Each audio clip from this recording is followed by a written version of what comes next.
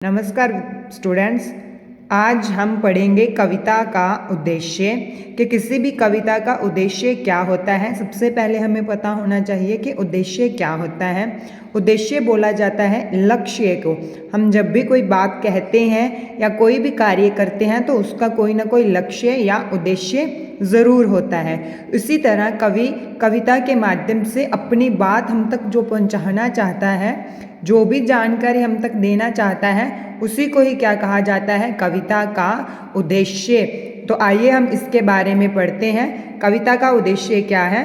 कवि अलग अलग उद्देश्यों को ध्यान में रखकर कविता लिखते हैं। एक कविता लिखने के पीछे कवि के कई उद्देश्य होते हैं। कवि अलग अलग उद्देश्यों को ध्यान में रखकर अलग अलग लक्ष्य को ध्यान में रखकर कविता लिखते हैं और इस कविता को लिखने के पीछे उसके कई उद्देश्य होते हैं।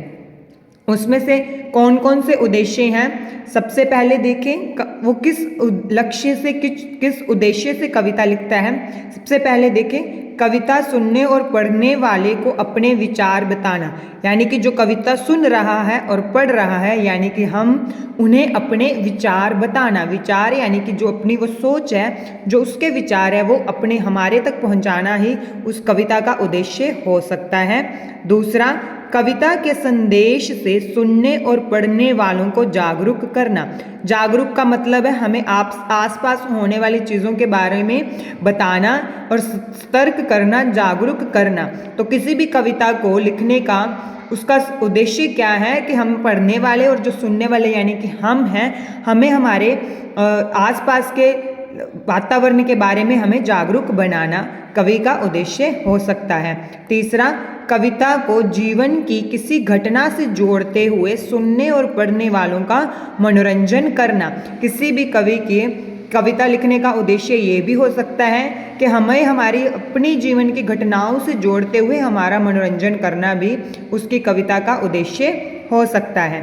तीसरा, कविता के द्वारा सुनने और पढ़ने वालों की कल्पना शक्ति का विकास करना, कि जो कविता को हम पढ़ रहे हैं और सुन रहे हैं, उस कविता के माध्यम से हमारी कल्पना शक्ति का विकास करना, यानी कि हमें कई चीज़ों के बारे में कल्पना करने में सक्षम करना, ताकि हम अपनी कल्पना को विकसित कर सकें, हम भी नई चीज़ें करने के बारे में, कुछ नया करने के बारे में सोच सकें। लास्ट, कविता के द्वारा किसी विषय का विवरण देना।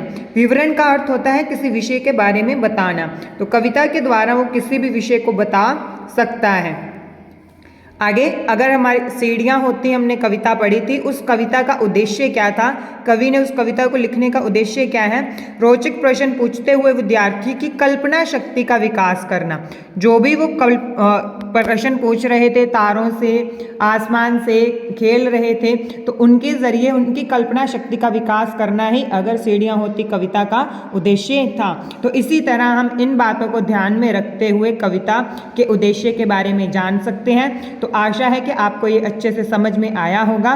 धन्यवाद।